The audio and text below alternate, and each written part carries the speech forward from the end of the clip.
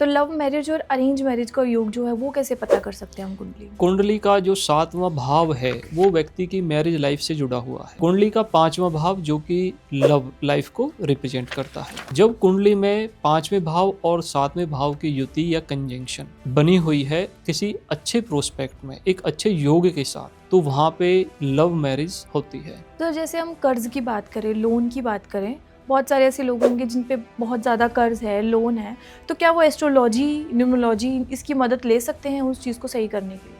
आपको नॉलेज नहीं है रेस्टोरेंट की और आप 50 लाख रुपए का लोन निकलवा के उस कार्य को करें, तो वहाँ पे ना तो ज्योतिष खराब है ना वास्तु खराब है। वहाँ पे आपकी अपनी जो पर्सनल व्यक्तिगत सोच है उसकी वजह से आप परेशान हैं। अगर कोई भी इंसान नया घर खरीद रहा है तो उसको वास्तु कंसल्ट करना चाहिए पहले। एक व्यक्ति जब अपने घर को चेंज करता है या तो जीवन में कुछ अच्छा होता है, बहुत ही बुरा होता है।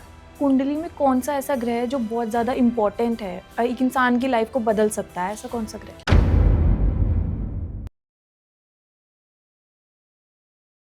नमस्कार, स्वागत है आप सबका वेदांत एस्ट्रोलॉजी में। और आज मैं हूं आपकी होस्ट मेहुल आपके साथ इस पॉडकास्ट में। और आज का पॉडकास्ट खास होने वाला है क्योंकि आज हम दोबारा सर से बात करेंगे एस्ट्रोलॉजी, वास्तु और न्यूमरोलॉजी के बारे में। तो आज जानेंगे वो डाउट्स, वो क्लियर्स, वो बातें जो हमारे माइंड में डाउट पैदा करती हैं, लेकिन सर से उन बातों की क्लैरिटी आज हम ओपन होके बात करेंगे। नमस्ते सर, स्वागत है आपका। Thank you ma'am. पहले तो बहुत बहुत शुक्रिया, आपने हमें अपना टाइम दिया। धन्यवाद। और सर, मैं सबसे पहले इस पॉडकास्ट की शुरुआत यहाँ से करना चाहूँगी कि आप हमें एस्ट्रोलॉजी का बेसिक मीनिंग बताइए, ताकि हमारी ऑडियंस और हम भी समझ पाएँ कि एस्ट्रोलॉजी है क्या। ज्योतिष की जो परिभाषा है उस शब्द में ही उसका जो अर्थ है छिपा हुआ है, ईश्वर की ज्योति। जी। ईश्वर के सामर्थ्य के अनुसार ही एक व्यक्ति के जीवन के जो प्रारूप हैं वो कार्य करते हैं। जब एक बच्चे का जन्म होता है उस समय पे जो पंचांग है वो एक निर्धारित घटना है। उस पंचांग के माध्यम से 9 ग्रह, 27 नक्षत्र, 12 भाव, 12 राशियाँ एक जीवन को निर्धारित दिशा और एक निर्देशन के रूप में तैयार करती हैं। जी। एक व्यक्ति के जीवन के जितने भी क्रियाकलाप हैं वो उन्हीं से जुड़ करके उसकी दशा, अंतर्दशा, उसके प्रारब्ध, उसके संचित कर्मों को निर्धारित करते हैं और उसी का जो प्रभाव है, जो परिणाम है, एक व्यक्ति के जीवन में सुख, दुख और संघर्ष के माध्यम से देखने के लिए मिलता है। ज्योतिष की जो परिकल्पना है उसमें उसके 3 बहुत ही महत्वपूर्ण स्तंभ हैं। देश, काल, परिस्थिति। एक व्यक्ति जो अपने जीवन में जितने भी रिजल्ट्स को फेस करता है, ये तीनों चीज़ें उसी के अनुसार कार्य करती हैं। जी, तो सर एक आम आदमी जो है वो कैसे इसे समझ पाए कि एस्ट्रोलॉजी उसकी पर्सनल लाइफ में कैसे काम करेगी? कुंडली के 12 भाव एक व्यक्ति की संरचना से जुड़े हुए हैं। कुंडली का प्रथम भाव सेल्फ को दर्शाता है। कुंडली का द्वितीय भाव कुटुंब, वाणी और धन से संबंधित जुड़ा हुआ है। कुंडली का तीसरा भाव व्यक्ति के साहस, समाज, उसके छोटे भाई बहनों को दर्शाता है। कुंडली का चौथा भाव व्यक्ति के लग्जरी लाइफ, जी। कंफर्ट, हाउस और मदर से जुड़ा हुआ है। कुंडली का 5वां भाव व्यक्ति की नॉलेज, स्पोर्ट्स, उसके बच्चों के प्रभाव को दर्शाता है। कुंडली का 6ठा भाव व्यक्ति के डेली रूटीन, रोग, ऋण, शत्रु। कुंडली का 7वां भाव व्यक्ति की मैरिज और रिलेशनशिप को दर्शाता है। कुंडली का 8वां भाव ट्रांसफॉर्मेशन, बदलाव, अनएक्सपेक्टेड इवेंट्स और जो भी दुर्घटनाएं हैं वो व्यक्ति के जीवन में 8वें भाव से देखी जाती हैं। अच्छा। कुंडली का 9वां भाव व्यक्ति की हायर एजुकेशन, उसके धर्म, उसके व्यवहारिक सोच, उसके पिता से संबंधित घटनाओं से जुड़ा हुआ है। कुंडली का 10वां भाव व्यक्ति के कर्म क्षेत्र, समाज में उसकी प्रतिष्ठा को बताता है। कुंडली का 11वां भाव व्यक्ति के डिजायर्स की फुलफिलमेंट को दिखाता है। कुंडली का 12वां भाव व्यक्ति के हॉस्पिटल, इन्वेस्टमेंट्स, फॉरेन सेटलमेंट से जुड़े हुए जितने भी घटनाएं हैं उनको दर्शाता है। जी। ये 12 भाव प्रत्येक व्यक्ति के लिए समान रूप से कार्य करते हैं। इसमें जो परिवर्तन है वो व्यक्ति के राशियों के अनुसार देखने के लिए मिलता है। मेष राशि, सिंह राशि, धनु राशि जो कि अग्नि तत्व राशि हैं, वृषभ राशि, कन्या राशि, मकर राशि पृथ्वी तत्व राशि हैं। मिथुन राशि, तुला राशि, कुंभ राशि वायु तत्व राशि है। जी। कर्क राशि, वृश्चिक राशि, मीन राशि जल तत्व राशि है। 27 नक्षत्र, 9 ग्रह, प्रत्येक ग्रह को 3 नक्षत्रों का आधिपत्य दिया गया है। केतु ग्रह के पास अश्विनी नक्षत्र, मूल नक्षत्र, मघा नक्षत्र। बुध ग्रह के पास आश्लेषा नक्षत्र, ज्येष्ठा नक्षत्र, रेवती नक्षत्र। इसी सीरीज में हमारा सूर्य ग्रह, शुक्र ग्रह, चंद्र ग्रह, मंगल ग्रह, राहु ग्रह, शनि ग्रह, गुरु बृहस्पति, इन सभी को 3-3 नक्षत्रों का आधिपत्य प्रदान है। केतु ग्रह और बुध ग्रह के जो 6 नक्षत्र हैं, इन्हें गंडमूल का भी नाम जी। दिया गया है, जिसका एक अलग इम्पैक्ट व्यक्ति के जीवन में उसकी दशा और दिशा निर्धारित करती है। ओके। तो सर, जैसे आपने अभी इतने सारे ग्रहों की बात करी, तो कुंडली में कौन सा ऐसा ग्रह है जो बहुत ज़्यादा इम्पोर्टेंट है, एक इंसान की लाइफ को बदल सकता है, ऐसा कौन सा ग्रह? सूर्य ग्रह जो कि हमारी सोल, हमारी आत्मा को अच्छा। बताते हैं। चंद्र ग्रह जो हमारे मन से जुड़े हुए हैं। गुरु बृहस्पति ग्रह जो हमारी विजडम, हमारी बुद्धिमत्ता को दिखाते हैं। शनि ग्रह जो हमारे कर्म क्षेत्र के कारक हैं। अच्छा। शुक्र ग्रह जो हमारे धन, हमारी लग्जरी लाइफ को दिखाते हैं। राहु ग्रह जो हमारी कल्पना शक्ति से जुड़े हुए हैं। बुध ग्रह जो कि हमारी वाणी से जुड़े हुए हैं। केतु ग्रह जो कि हमारी जड़ को प्रदर्शित करते हैं। 9 के 9 ग्रह एक व्यक्तिगत जीवन में सभी का एक महत्वपूर्ण स्थान है। ऐसा नहीं है कि हम किसी भी ग्रह को अच्छा या बुरा, कमज़ोर या शक्तिशाली मान सकते हैं। आपने कहा कि ऐसा नहीं है, लेकिन शनि ग्रह से बहुत सारे लोग ना डरते हैं। आपने भी सुना होगा कि इसका शनि है तो ऐसा हो जाएगा, वैसा हो जाएगा। तो शनि ग्रह मतलब अगर किसी पे शनि ग्रह है तो उसके साथ बुरा ही होगा? ऐसा कोई भी व्यक्ति इस पृथ्वी पर पैदा नहीं हुआ जिसकी कुंडली में शनि ग्रह नहीं हो।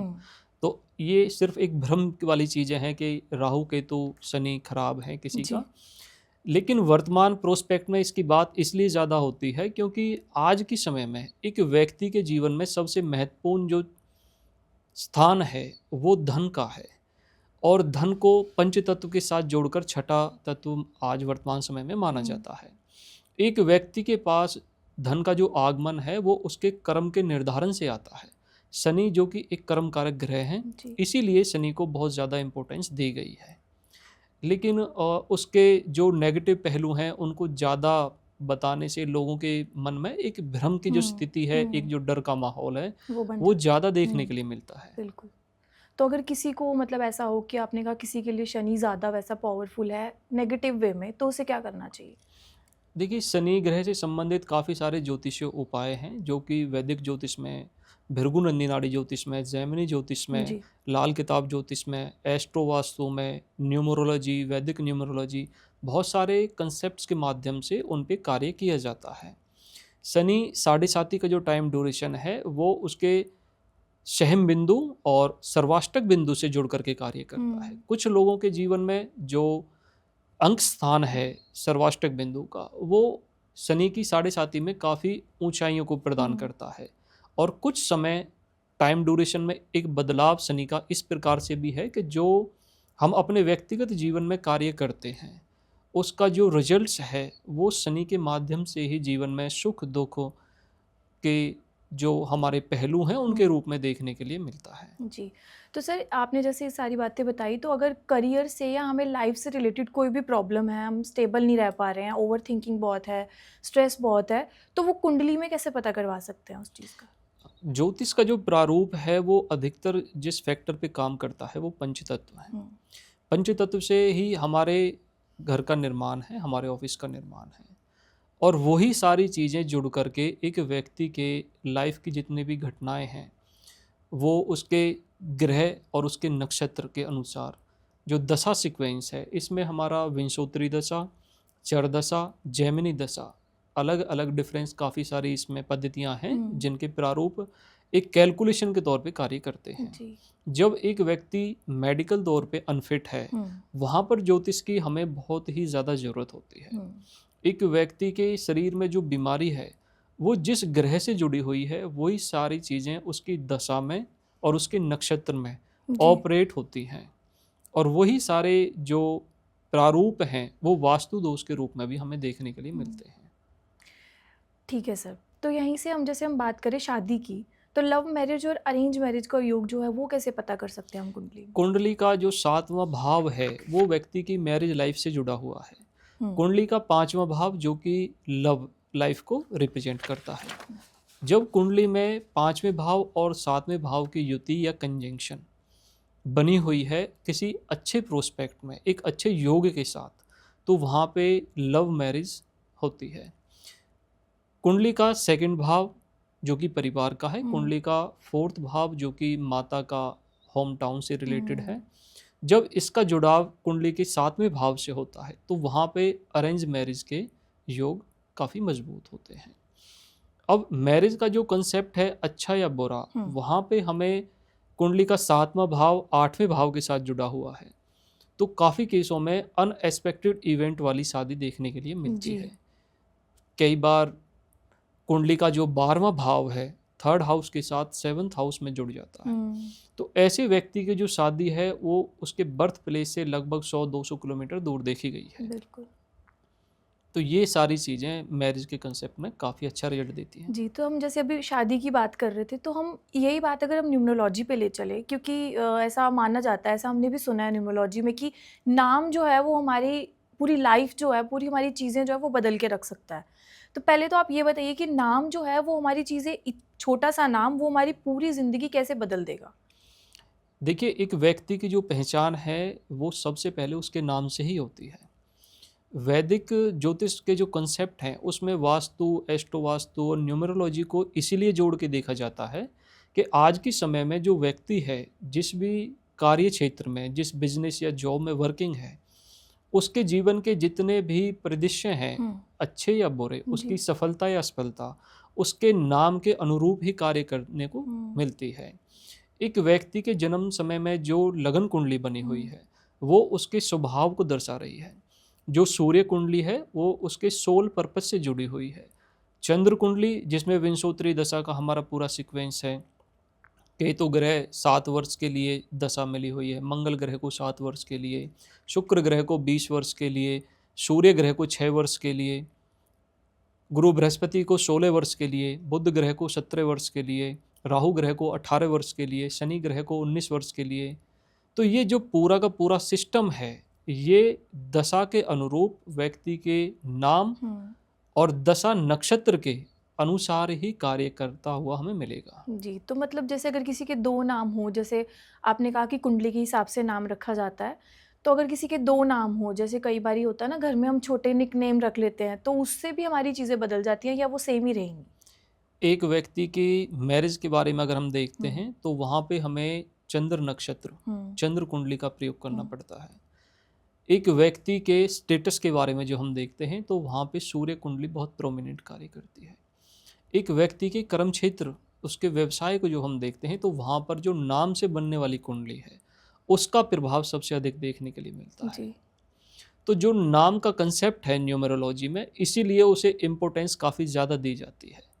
लेकिन प्रेजेंट टाइम में जो न्यूमरोलॉजी के काफ़ी सारे अपवाद हैं, क्योंकि जो वेस्टर्न कल्चर की जो हमारी पद्धतियां हैं वो वैदिक में सेम प्रेडिक्शंस को फॉलो नहीं करती, क्योंकि उनका जो साहित्य है वो काफ़ी डिफरेंस है और हमारी ज्योतिष की जो परिभाषा है वो हमारे वेद, उपनिषद, हमारे पुराण, भगवत गीता, इन चीज़ों से जुड़ कर के ही कार्य कर रही है। जितने भी हमारी मंत्र पद्धति हैं, पूजा पद्धति हैं, तंत्र पद्धति हैं, मेटल एक्टिवेशन की पद्धतियाँ हैं, ये सारी चीज़ें हमारे वैदिक कंसेप्ट में है। तो जब हम उसे वेस्टर्न कल्चर न्यूमरोलॉजी में tarot card reading, face reading, past regression theory उसके साथ जोड़ करके देखते हैं या कार्य करते हैं तो वहाँ पे चीज़ें थोड़ा सा डिस्टर्ब होती हैं। तो मतलब हमारा जो निकनेम है वो भी सेम ही रहेगा, उसका भी इफेक्ट जो है वो सेम ही रहेंगे जो हमारा असली नाम है उसके जब आप कहीं पे जॉब करते हैं कुंडली का 6ठा भाव, या आप कोई व्यापार करते हैं कुंडली का 7वां भाव, तो वहाँ पे जितनी भी हमारी डॉक्यूमेंटेशन है, चाहे बैंक अकाउंट हो, चाहे कंपनी का नाम हो, वहाँ पे हमारे नाम का प्रयोग होता है, ना कि निकनेम का। निकनेम एक सेकंड फेज है, उसका इम्पैक्ट इतना नहीं है, लेकिन जो नाम है वो व्यक्ति की पहचान है, इसलिए उसका प्रभाव बहुत ज़्यादा है। जी, तो इसी के साथ सर जैसे अब कई कई लड़कियां, क्या हर लड़की की जब शादी होती है तो उसका सरनेम बदल बदल जाता है ऑब्वियसली। अगर वो शर्मा है तो हो सकता है कि आगे जाके कुछ और लग जाए, वैसे फॉर एग्जांपल। तो फिर उससे भी उसकी लाइफ की चीज़ें बदल गई। पहले वो अगर शर्मा थी तो कुछ और चल रहा था, उसके बाद अगर चेंज हो गया सरनेम तो मतलब कुछ और हो गया। एक व्यक्ति को संपूर्ण तब माना जाता है हम्म। जब उसकी मैरिज हो जाती है। अच्छा। दक्षिण भारत में कुछ मंदिर ऐसे हैं जहाँ पे उसी व्यक्ति को दर्शन की अनुमति है जिसकी शादी होती है। अच्छा। तो वहाँ पे जो पंडित हैं उनका मानना है कि जो व्यक्ति संपूर्ण है वो ही इन देवी या देवताओं के दर्शन करता है। कुछ प्रोमिनेंट 1 या 2 ऐसे टेम्पल्स हैं। जब एक व्यक्ति की मैरिज होती है तो 7वें भाव से 12वां भाव जुड़ता है। 1 से 6 जो कि हमारा लेफ्ट है, 7 से 12 जो कि राइट है। तो एक व्यक्ति का जो जुड़ाव है मेल और फीमेल दोनों ही कंसेप्ट में, वो उसके संचित कर्म और उसके प्रारब्ध से ही उसकी लाइफ की आगे की जर्नी को स्टार्ट करता है। जब किसी का नाम चेंज होता है तो सिर्फ नाम ही चेंज नहीं होता, उसका परिवार चेंज होता है, उसका घर भी चेंज होता है, उसका समाज भी चेंज होता है, उसका सामाजिक दायरा भी चेंज होता है। तो किसी भी चीज़ का अच्छा या बुरा जो इम्पैक्ट है वो व्यक्ति के जो दशा सिस्टम है उसी के अनुसार कार्य करता हमें मिलेगा। जी। तो अगर ऐसा कुछ हो भी तो कोई उपाय जो हैं जैसे कुंडली के लिए कुछ भी चीज़ों के लिए बताए जाते हैं, तो वो अगर हम उस उपाय को कर रहे हैं तो वो मतलब हमारा काम सही हो जाएगा एकदम से, ऐसा श्योरिटी है? काफ़ी सारे केसों में अभी 2 एग्जाम्पल्स हैं कि अगर नाड़ी दोष बना हुआ है मेल और फीमेल चार्ट में तो चाइल्ड बर्थ इशू में बहुत ही ज़्यादा केस देखने के लिए मिलते हैं। और इसमें सबसे जो अच्छा ज्योतिष उपाय है वो प्राचीन समय से है कि स्थान परिवर्तन, के मेल और फीमेल को स्थान परिवर्तन के लिए बोला जाता है। यही सेम चीज़ न्यूमरोलॉजी के कंसेप्ट में है कि जब एक व्यक्ति का जो नाम है उसके राशि सीक्वेंस में, उसके नक्षत्र सीक्वेंस में मेल या फीमेल जो पार्टनर्स हैं उसमें मिसमैच कर जाए तो कई बार लड़की का जो नाम है वो परिवर्तित किया जाता है। तो ये सारी चीज़ें प्राचीन समय से हैं, ऐसा नहीं है कि आज का कंसेप्ट है ये, और वो बहुत अच्छा कार्य भी करती हैं चीज़ें। तो सर न्यूमरोलॉजी जो है इंसानों के साथ साथ जानवरों पे भी उतना ही काम करती है। जैसे अगर हम अपने घर पे पेट लेके आए तो हम उसका भी नाम रख देते हैं कुछ, तो वो सिर्फ न्यूमरोलॉजी सिर्फ इंसानों पे काम करती है या जानवरों पे भी करती है? प्रकृति जो कि ज्योतिष का एक बहुत ही महत्वपूर्ण अंग है, उसमें जितने भी जीव और जंतु हैं वो सभी उसमें सम्मिलित हैं, लेकिन वो सारी चीज़ें हमारे थॉट प्रोसेस के अनुसार कार्य करती हैं। किसी को स्ट्रीट डॉग या जो घर में पेट्स वगैरह हैं वो पसंद होते हैं, किसी को वो पसंद नहीं होते हैं। और जो एक नाम वाली प्रक्रिया है वो सिंबॉलिक है, क्योंकि आप सभी को डॉग से नहीं कह सकते, तो उसका जो इम्पैक्ट है वो व्यक्तिगत लाइफ पे प्रभाव नहीं डालेगा, क्योंकि जो आप उसकी सेवा कर रहे हैं वो कुंडली का छठा भाव है। जो आप उसे फूड प्रोवाइड करा रहे हैं या जो भी आप उसके कंसेप्ट में एक्सपेंडिचर कर रहे हैं वो आपके जन्म से जुड़ा हुआ एक सिद्धांत है। हर किसी का अलग अलग होता है। जी। तो सर यहीं से हम आपसे अगर वास्तु की बात करें तो वास्तु में अगर हम घर का मतलब ऐसा क्या चीज़ जो है वो हम सही कर सकते हैं कि हमारे घर में पैसा टिका रहे? वास्तु पुरुष मंडल में 33 कोटि देवता 12 असुर का स्थान है। व्यक्ति के धन से संबंधित जो घटनाएं हैं वो कुंडली का सेकंड भाव जो कि धन संचय को दिखाता है। और इसमें जब वास्तु को हम इंक्लूड करते हैं तो सेकंड हाउस में हमारा जो राशि प्लेस है, जो ग्रह, जो नक्षत्र की एक्टिवेशन है, उसका एक स्थान निर्धारित है। साउथ ईस्ट डायरेक्शन में अनिल देवता का निवास स्थान है जो हमारे कैश फ्लो को रिप्रेजेंट करता है। लेकिन उससे पहले हमें नॉर्थ को चेक करना काफ़ी ज़रूरी होता है, क्योंकि वहाँ पे जो भलात देवता हैं वो अपॉर्चुनिटी को प्रोवाइड कराते हैं। एक व्यक्ति के जीवन में अगर अवसर से रिलेटेड कोई प्रॉब्लम है तो वहाँ पे इम्बैलेंस होना स्वाभाविक बात है। और जब एक व्यक्ति की एक्यूमुलेशन, धन को इकट्ठा करने वाली चीज़ जो कंसेप्ट है वो हमारा वेस्ट में वरुण स्थान जो कि हमारा देवताओं से जुड़ा हुआ है, तो वेस्ट एक्यूमुलेशन के लिए काफ़ी बेस्ट डायरेक्शंस और जो जोन्स है वो मानी गई है। लेकिन इसमें कई बार काफ़ी सारी चीज़ें आपको परिवर्तित मिलेंगी। एग्जाम्पल के तौर पे जो वास्तु है एक व्यक्ति के नाम से जुड़ करके कार्य कर रहा है। एक मकान है जो कि एक व्यक्ति ने अपनी वाइफ के नाम से परचेज किया हुआ है, उस ग्रह के जो वास्तु हैं वो लगभग 90 से 95% उसकी लाइफ में ज़्यादा इम्प्लीमेंट करते हैं, अच्छे या बुरे। अगर एस्ट्रो वास्तु जो कि लगन कुंडली से जुड़े हुए इवेंट है, वहाँ पर 6th हाउस, 8th हाउस और 12th हाउस, उसमें अगर हम किचन, मंदिर या मेन एंट्रेंस को देखते हैं तो वहाँ पर मेडिकल एस्ट्रोलॉजी के केसेस, धन से संबंधित जो परेशानियां हैं, बड़े बार बार जो लोन वगैरह का सिस्टम है वो काफ़ी देखने के लिए मिलता है जी। तो वास्तु बहुत इम्पोर्टेंट है एक व्यक्तिगत लाइफ के लिए, ज्योतिष के साथ जुड़कर काफ़ी अच्छा कार्य करता है। तो मतलब आप मतलब ये चीज़ मानते हैं कि अगर हमें अगर कोई भी इंसान नया घर खरीद रहा है तो उसको वास्तु कंसल्ट करना चाहिए पहले? देखिए, सबसे जो मेजर प्रॉब्लम है कि अगर मैं एक ज्योतिष का विद्यार्थी हूँ और मुझे वास्तु की मैंने स्टडी नहीं की हुई तो मैं उसको डिनाई करना स्टार्ट कर देता हूँ, और अगर मैंने न्यूमरोलॉजी की हुई है तो मैं ज्योतिष को डिनाई करना स्टार्ट कर देता हूँ। जो वास्तु का कंसेप्ट है वो बहुत ही एक डीप रिसर्च है, लेकिन एक जर्नल जो रिजल्ट है वो सभी के लाइफ में देखने के लिए मिलता है। एक व्यक्ति जब अपने घर को चेंज करता है या तो जीवन में कुछ अच्छा होता है, बहुत ही बुरा होता है। तो जब भी आप अपने इन्वायरमेंट को चेंज कर रहे हैं, मकान को चेंज कर रहे हैं और कोई भी परेशानी है तो उस समय उसके प्रति कॉन्शियस होना काफ़ी ज़रूरी है। उसके रिजल्ट भी लाइफ में अच्छे आपको मिल सकते हैं। जी। तो सर ये तो हुआ ना, अगर किसी ने अपने घर की नींव रखी है, नया घर बनाया, तो वो तो कर लेगा कंसल्ट, पर अगर कोई बना बनाया फ्लैट खरीद रहा है तो फिर वो कैसे करेगा?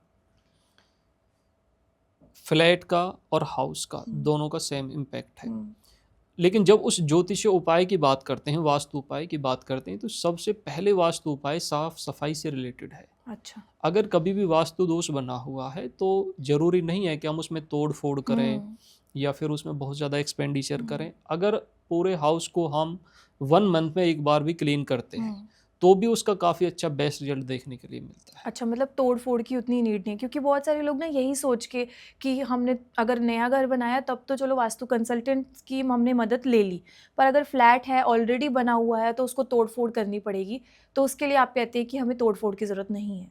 वो पॉसिबल भी नहीं है, क्योंकि बहुत सारे जो फ्लैट्स वगैरह हैं तो वो उनकी एक टर्म होती है कि भाई आप इसमें छेड़खानी नहीं कर सकते, लेकिन उसका जो रिजल्ट है वो व्यक्ति की लाइफ में पूरे जीवन परमानेंट बना हुआ होता है।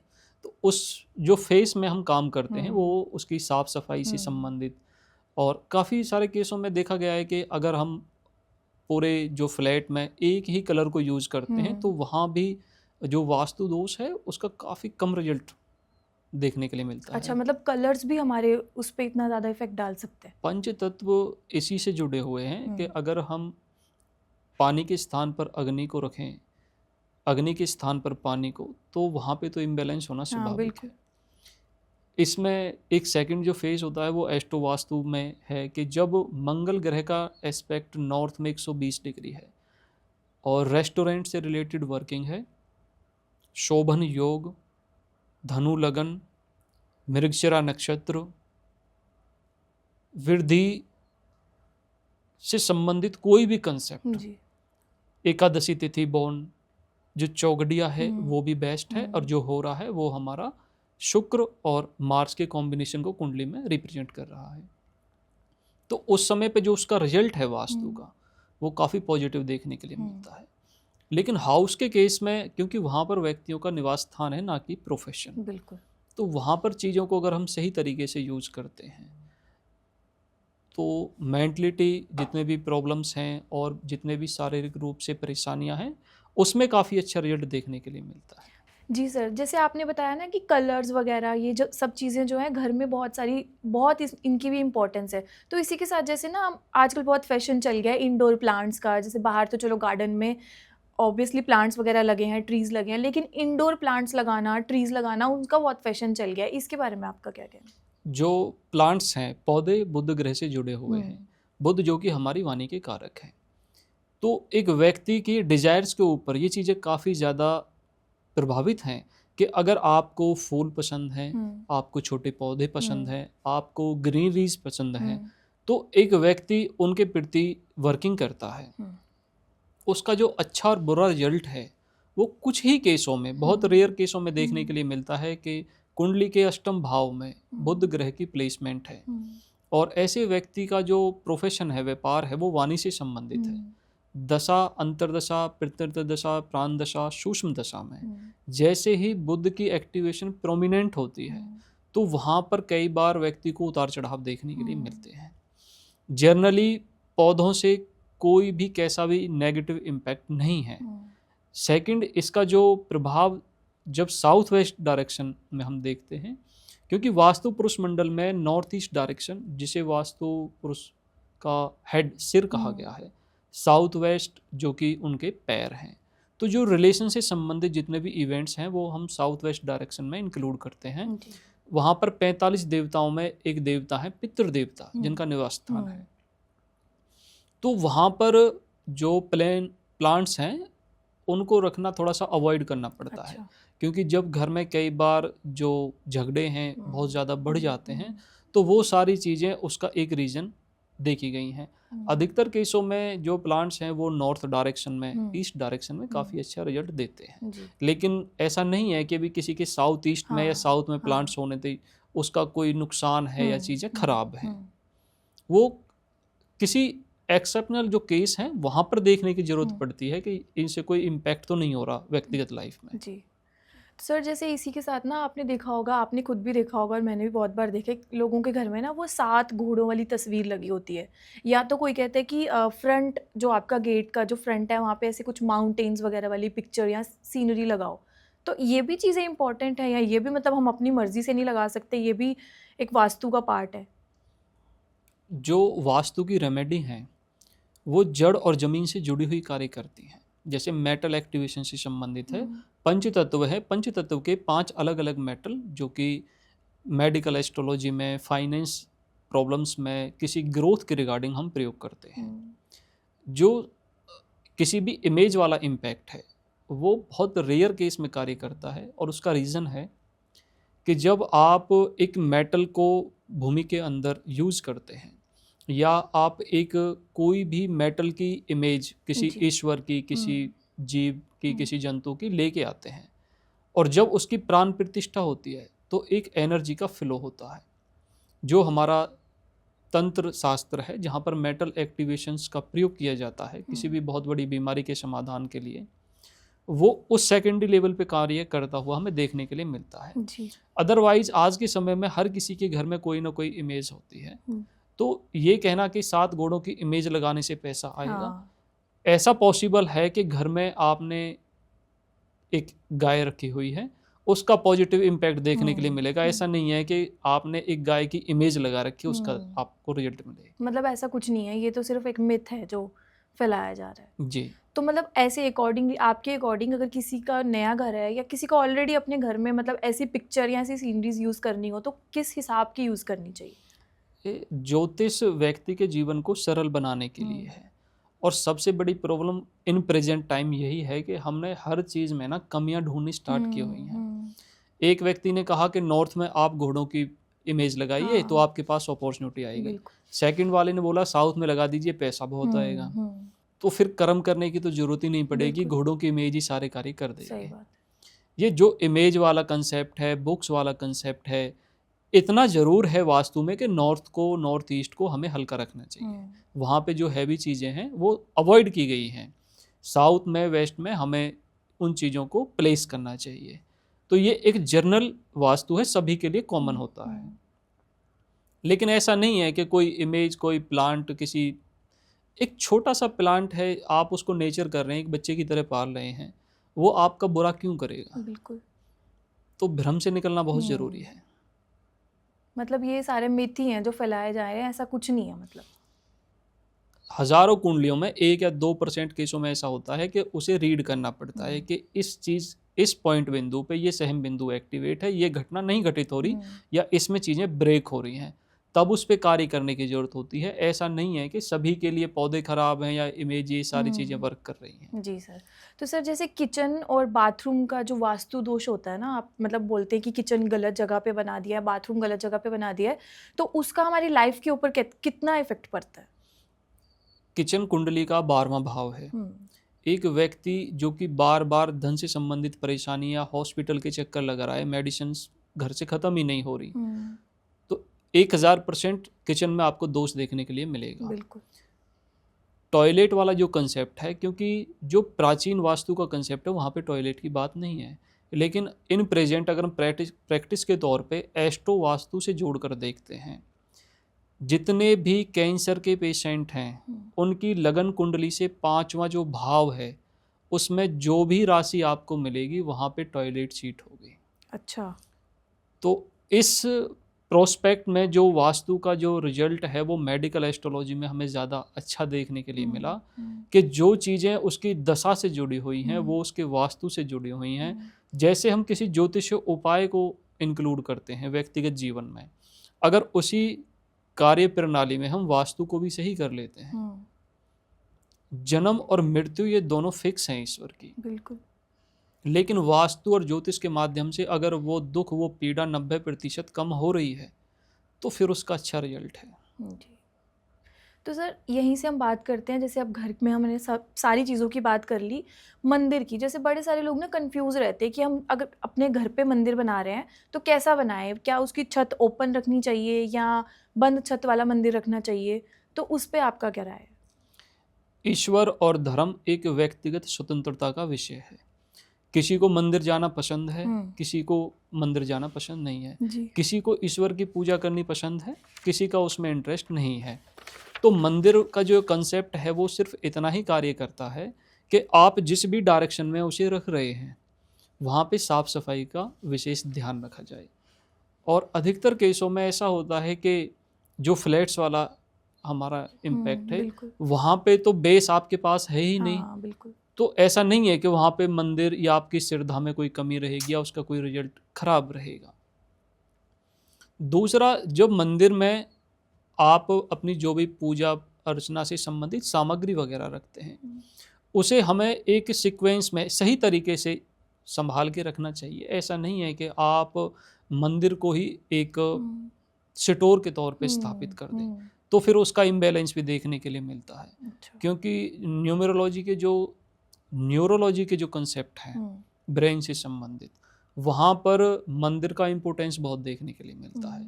अगर वहाँ पे इम्बैलेंस है तो जो कैरेनियम हमारा कपाल जिसमें 8 हड्डियाँ हैं, पिट्यूटरी ग्रंथि है, यहाँ पे कोई ना कोई इंजरीज वगैरह या फिर उसके जो वर्किंग प्रोसेस है उसमें थोड़ा सा दिक्कत देखने के लिए कई केसों में मिली है। सर इसमें ना लोग इस बात पे भी कंफ्यूज हैं कि अगर हम मंदिर में अगर कोई मूर्ति रखते हैं, मतलब भगवान की कोई भी मूर्ति रखते हैं, तो उसकी स्थापना करवाना ज़रूरी है। ऐसा मतलब ज़रूरी है कि अगर हमने कोई भी मूर्ति लाई तो ला के सीधा रख दी, पूजने लग गए, ऐसा ठीक है, या फिर उसकी स्थापना प्रॉपर मतलब पंडित से करवानी ज़रूरी है?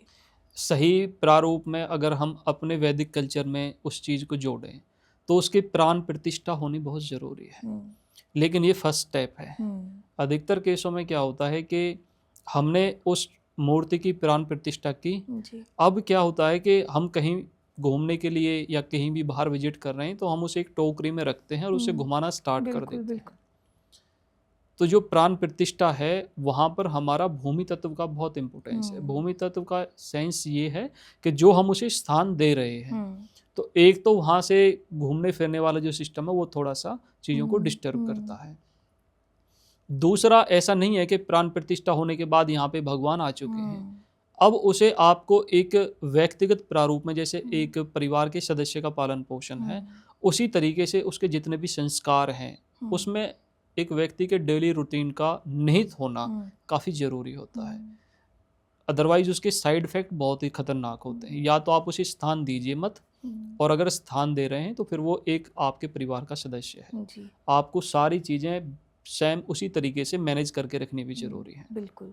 सर जैसे आपने अभी बोला कि कहीं पे भी लेके जाना मूर्ति को, जैसे हमने भी बहुत बार देखा है, ये रास्ते में भी या कहीं इंस्टाग्राम पे भी आपने भी देखा होगा कि लोग भगवान की मूर्ति को किसी टोकरी में या किसी उसमें रख के जहाँ साथ जा रहे हैं वहाँ लेके चले जाते हैं। तो ये चीज़ सही है? क्योंकि हम जा रहे हैं तो कहीं भी जा रहे हैं, कितने लोग साथ में जाते हैं, टच भी होता है, तो वो चीज़ अच्छी है आपके हिसाब से? देखिए, अब जब हम भोजन करते हैं तो 2 चीज़ों का बहुत ध्यान रखा जाता है। एक तो भोजन कैसा है, दूसरा जिस स्थान पे बैठ के हम भोजन कर रहे हैं हम उसकी साफ सफाई का पूरा ध्यान रखते हैं। लेकिन जब एक व्यक्ति अपने घर से बाहर विजिट कर रहा है, ऐसा नहीं है कि वो पूरे दिन गाड़ी में ही रहेगा। बिल्कुल। ऐसा भी नहीं है कि वो जिस स्थान से जा रहा है, धर्म को मानने वाला व्यक्ति काफ़ी सारी चीज़ों को फॉलो भी करता है।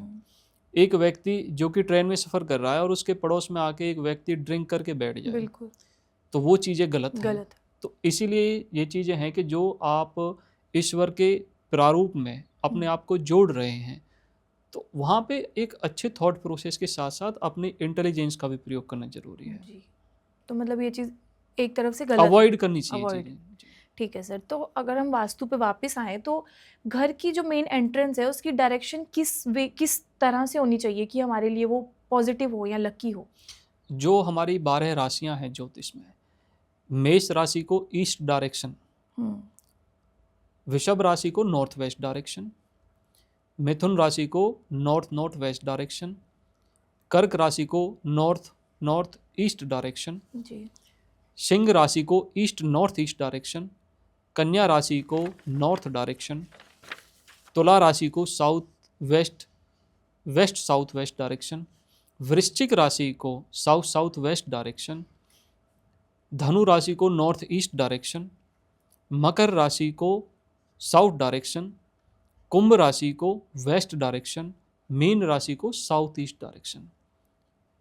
इस प्रारूप में जोन्स में हम कन्वर्ट करके 16 जोन्स और 10 दिशाओं का प्रयोग वास्तु में करते हैं। जी, प्रत्येक व्यक्ति जिसके नाम से वो हाउस है या जो घर का मुखिया है, उसी के अनुसार वो एंट्रेंस कार्य करता आपको दिखाई देगा। लेकिन कुछ चीज़ें ऐसी हैं जो कि सिंबॉलिक हैं, जिसके इफेक्ट ज़्यादा देखने के लिए मिले। साउथ ईस्ट डायरेक्शन में अगर किसी का मुख्य दरवाज़ा है, वहाँ पर धन से संबंधित परेशानियाँ बहुत ज़्यादा देखने के लिए मिलती हैं। लोन बार बार व्यक्ति को लेना पड़ता है। साउथ वेस्ट डायरेक्शन में पानी की टंकी जो हमारी होती है छत के ऊपर, और व्यक्ति की कुंडली में जो राहु है वो मंगल ग्रह के नक्षत्र मृगशिरा नक्षत्र, चित्रा नक्षत्र, घनिष्ठा नक्षत्र में स्थापित हो, या गुरु बृहस्पति अश्विनी नक्षत्र, मूल नक्षत्र, मघा नक्षत्र में स्थापित हो। शनि ग्रह आद्रा नक्षत्र, स्वाति नक्षत्र, शतभिषा नक्षत्र में स्थापित हो, और व्यक्ति की कुंडली में राहु ग्रह बहुत ही ज़्यादा प्रोमिनेंट हो, हार्ट से संबंधित बीमारियां वहाँ पे देता है। अच्छा, तो प्रत्येक व्यक्ति की जो जन्म कुंडली है उसके अनुसार वास्तु का इफेक्ट, ज्योतिष का इफेक्ट, न्यूमरोलॉजी का इफेक्ट अलग अलग प्रारूपों पर देखने के लिए मिलता है। कोई भी चीज़ें सभी के लिए सेम नहीं है। एक घर में 6 सदस्य हैं, ऐसा नहीं है कि 6 के 6 उस वास्तु दोष से प्रभावित हों। जिस व्यक्ति की जो दशा ऑपरेट है, जो नक्षत्र ऑपरेट है, उसी के हिसाब से रिजल्ट देखने के लिए मिलेगा। जी सर, जैसे हम कर्ज की बात करें, लोन की बात करें, बहुत सारे ऐसे लोग होंगे जिन पे बहुत ज़्यादा कर्ज है, लोन है, तो क्या वो एस्ट्रोलॉजी, न्यूमरोलॉजी इसकी मदद ले सकते हैं उस चीज़ को सही करने के लिए? अधिकतर केसों में जो कर्ज की परिभाषा है वो व्यक्ति को हेल्थ इशू, बिजनेस फेलियर, इन सारे कंसेप्ट में ज़्यादा देखने के लिए मिलती है। जी, तो जब भी एक व्यक्ति अपनी जड़ से, अपनी ज़मीन से जुड़ करके कार्य करता है, जीरो से स्टार्ट करता है, तो उसकी जो अचीवमेंट है वो काफ़ी हद तक संतुलित रहती है। लेकिन एक व्यक्ति जो कि एक दिखावे के तौर पर एक दूसरे के इन्फ्लुएंस में चीज़ों को करता है, वहाँ पर थोड़ा सा चीज़ें इम्बैलेंस होती हैं। आपको नॉलेज नहीं है रेस्टोरेंट की और आप 50 लाख रुपए का लोन निकलवा के उस कार्य को करें, तो वहाँ पे ना तो ज्योतिष खराब है, ना वास्तु खराब है। वहाँ पे आपकी अपनी जो पर्सनल व्यक्तिगत सोच है उसकी वजह से आप परेशान हैं।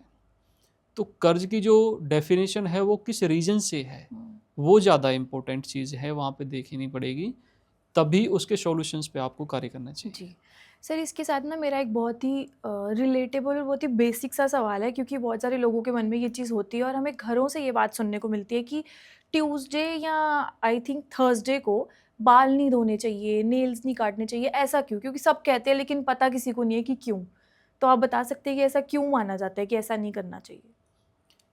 ये जो चीज़ें हैं ये हमें ज़्यादा सुनने के लिए एक रीज़न की वजह से मिलते हैं। एक पॉजिटिव पहलू है, एक नेगेटिव पहलू है। आपको ये चीज़ें सुनने के लिए शायद कम मिलें कि जो एक कन्यादान का कंसेप्ट है उसे गुप्त दान के रूप में प्रयोग किया जाता था। अच्छा। लेकिन आज के समय में अगर कोई व्यक्ति 100 रुपये भी कहीं पे डोनेट कर रहा है तो वहाँ पे 10 लोगों के नाम के साथ एक पब्लिश टेक्स्ट सोशल इमेज के साथ वो चीज़ें रिप्रेजेंट की बिल्कुल। जाती हैं। ज्योतिष के प्रारूप में जो ज़्यादा चीज़ें परेशान कर रही हैं कि जो नेगेटिव पहलू हैं उनका प्रचार बहुत ज़्यादा है, लेकिन जो पॉजिटिव चीज़ें हैं जो व्यक्तिगत लाइफ में काफ़ी अच्छा प्रभाव रखती हैं, एक अच्छा रिजल्ट है, उनके बारे में बातचीत बहुत ही कम होती है। तो जो नेगेटिव थॉट्स हैं जो लोगों के द्वारा प्रोवाइड कराए जा रहे हैं वो अवॉइड करने ज़रूरी हैं। अधिकतर केसों में क्या होता है कि जो वास्तु का कंसेप्ट है, जिस व्यक्ति को कंपास पकड़ना नहीं आता, जिस पे ग्रिड करनी नहीं आती, वो वास्तु करेगा और वो बोलेगा कि नॉर्थ में पानी रख दीजिए। सबसे पहले देखिए कि चंद्रमा की पोजीशन क्या है, सामने वाले की लगन कुंडली क्या है, उसका जो पंचांग है, तिथि क्या है, नक्षत्र क्या है, योग क्या है, वार क्या है, चौगडिया क्या है, करण क्या है, वो सारी चीज़ें एक व्यक्तिगत लाइफ में इम्पैक्ट करती हैं और उसी के प्रभाव के अनुसार व्यक्तिगत जीवन में जो उतार चढ़ाव हैं वो देखने के लिए मिलते हैं जी। लेकिन सबसे ज़्यादा जो प्रॉब्लम है कि जिस पे कैलकुलेशन नहीं आती, वो ये बताएगा कि शनि की 7.5 इस तरीके से खराब जाएगी, क्योंकि ज्योतिष अपने आप में एक बहुत ही रिसर्च का विषय है।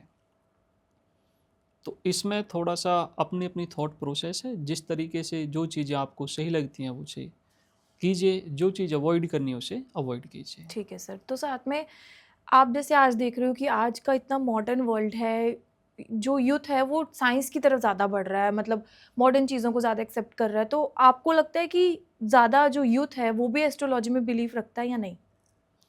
एस्ट्रोलॉजी प्रेजेंट टाइम में सबसे बड़ा बूम है और बहुत बड़ी मार्केट बन गई है आज के समय में। एस्ट्रोलॉजी का जो है, एस्ट्रोलॉजी की काफ़ी सारी जो शाखाएं हैं, जिसमें हमारा न्यूमरोलॉजी है, टैरो कार्ड रीडिंग है और बहुत सारी चीज़ें इससे जुड़ी हुई हैं। तो इस कंसेप्ट में यूथ का जो जुड़ाव है वो या तो फाइनेंशियल है या इन प्रेजेंट उसकी जो समस्याएं हैं वो भी चरम पे हैं। बहुत बड़े लेवल पर एक व्यक्ति अपनी समस्याओं को बढ़ाकर बैठा हुआ है, इसलिए उसे थोड़ा सा एक मानसिक रिलीफ के लिए या अपने प्रॉब्लम्स के सॉल्यूशंस के लिए एस्ट्रोलॉजी के ऊपर थोड़ा डिपेंड होना या उससे जुड़ना थोड़ा कन्वीनियंट लग रहा है। तो एक रीज़न ये काफ़ी बड़ा है इसका, एस्ट्रोलॉजी के जुड़ाव का, उसकी प्रचार का, उसके प्रचार का। मतलब यूथ जो है वो ज़्यादा है, इसका मतलब एस्ट्रोलॉजी में बिलीव कर रहा है। देखिए, आधुनिक भारत के सबसे बड़े जो एस्ट्रोलॉजर हैं वो चंद्रगुप्त मौर्य के जो गुरु हैं आचार्य चाणक्य हैं, और उस समय पे सैकड़ों राजा महाराजा हैं जिनके जो बच्चे हैं वो तक्षशिला विश्वविद्यालय के स्टूडेंट थे। लेकिन उन्होंने एक बेसिक, एक जर्नल व्यक्ति को पूरे हिंदू सम्राट का प्रारूप बना के खड़ा कर दिया। तो वहाँ पे एक बहुत कॉमन चीज़ थी, जो हमारा तक्षशिला विश्वविद्यालय है, वहाँ पे मेडिकल की पढ़ाई, राजनीति की पढ़ाई, आर्थिक क्षेत्र की पढ़ाई, सारी चीज़ें उस गुरुकुल में वहाँ के जो आचार्य हैं वो उसमें निपुण थे। अब जो एस्ट्रोलॉजी का कंसेप्ट है और जो उसकी वर्किंग का कंसेप्ट है, ये इस चीज़ के जुड़ाव को ज़्यादा चिन्हित करता है कि सामने वाले ने आपसे कहा कि जी हमें मेडिकल की ये प्रॉब्लम है, तो सबसे पहले उसे रेमेडी बताने से पहले उसके बीमारी के बारे में, उसकी मेडिसिन के बारे में, उसके डॉक्टर के बारे में जानना चाहिए। ऐसा नहीं है कि भाई किसी व्यक्ति की क्रिटिकल कंडीशन है और आप उससे उपाय करा रहे हैं, सबसे पहले उसे डॉक्टर के पास जाना चाहिए। बिल्कुल। जब एक लंबे समय से व्यक्ति परेशान है, 2 महीने, 6 महीने, 1 साल, उसके सेकेंडरी फेज पे फिर ज्योतिष उपाय की हमें ज़रूरत है। तो बहुत कम केस ऐसे होते हैं जहाँ पे ज्योतिष का, वास्तु का, न्यूमरोलॉजी का इम्बैलेंस होता है। अधिकतर केसों में जो व्यक्ति की अवेयरनेस है वो उसे ज़्यादा थोड़ा सा इफ़ेक्ट कर रही होती है। तो इसलिए ज़रूरी नहीं है कि आप छोटी छोटी समस्याओं के लिए ज्योतिष, वास्तु, इसके पीछे भागें, बहुत सारा पैसा खर्च करें, वो थोड़ा सा गलत है। जी। तो सर ये तीनों चीज़ें जिसके बारे में आज हमने बात की, एस्ट्रोलॉजी, न्यूमरोलॉजी और वास्तु, जो इंसान इन तीनों को अपनी लाइफ में अपना रहा है, तो उसके लिए वो चीज़ें कैसे मतलब एक हेल्दी वे में निकल के आएंगी, आप प्लीज़ वो एक बता दीजिए। जी, देखिए, जो सबसे हमारा स्टार्टिंग थी क्वेश्चन की, इसमें जो ज्योतिष का कंसेप्ट है, ईश्वर की ज्योति जी। अगर ईश्वर के प्रति आपकी श्रद्धा अच्छी है, ईश्वर में विश्वास काफ़ी अच्छा है, तो आप अपने डिफ़िकल्ट समय से उसके नाम से ही निकल सकते हैं। अधिकतर केसों में होता है कि एक व्यक्ति हर तरीके से संपन्न है, लेकिन अगर आप उससे एक छोटी सी रेमेडी कहें कि भाई आपको किसी गौशाला में डोनेशन हाँ। करनी है, किसी वृद्धाश्रम में आपको कोई कार्य कराना है, और जो अनाथालय हैं वहाँ पे कुछ भी चीज़ें करनी हैं, तो वो व्यक्ति अपने सामर्थ्य से हटके भी चीज़ों को सोचता नहीं है। बिल्कुल। और जितने भी ज्योतिष उपाय फेल होते हैं वहाँ पे दो चीज़ें बहुत कॉमन है, व्यक्तिगत सोच और उसका प्रारब्ध। जी। तो कोशिश ये होनी चाहिए कि हमसे जो गलती है उसे एक्सेप्ट करना और ईश्वर के प्रति अपने आप को एक जुड़ाव के तौर में करना, क्योंकि इन प्रेजेंट कम से कम भी 2 से 3 लाख एस्ट्रोलॉजर मार्केट में अवेलेबल हैं। बिल्कुल। तो कंसल्टेशन के लिए कई जन्म कम पड़ जाएंगे। चीज़ों को ना थोड़ा व्यवहारिक होके इस चीज़ को स्वीकार करना पड़ेगा कि सुख दुख उतार चढ़ाव भी जीवन के हिस्से हैं और इसी के अनुसार जीवन चलेगा। थोड़ा सा अपना जो सेल्फ जो आप मेहनत कर सकते हैं उस पर थोड़ा सा फोकस ज़्यादा करना चाहिए। मतलब एक्सेप्टेंस ज़्यादा ज़रूरी है, हार्ड वर्क ज़्यादा ज़रूरी है। ज़रूरी नहीं है कि हर चीज़ के लिए हमें रिलाई होना पड़ेगा एस्ट्रोलॉजर पे या कहीं पे भी, डॉक्टर हो कोई भी हो उसके लिए। थैंक यू सर, बहुत अच्छा लगा आपसे बात करके। बहुत सारी चीज़ें हमें जानने को मिली, हमारी डेली लाइफ से रिलेटेड, वास्तु से रिलेटेड बहुत सारी चीज़ें पता चली कि हमें क्या करना चाहिए और क्या नहीं करना चाहिए। और उम्मीद करती हूँ कि आपको भी ये पॉडकास्ट और ये एपिसोड अच्छा लगा होगा और आपके डाउट्स भी क्लियर हुए होंगे। अगर आपके माइंड में और कोई भी डाउट्स है तो कमेंट सेक्शन में ज़रूर लिख दीजिएगा। हमारी मुलाकात दोबारा होगी, हम दोबारा इस विषय पे बात ज़रूर करेंगे। तब तक के लिए चैनल को सब्सक्राइब और शेयर करना मत भूलिएगा। Thank you sir. धन्यवाद।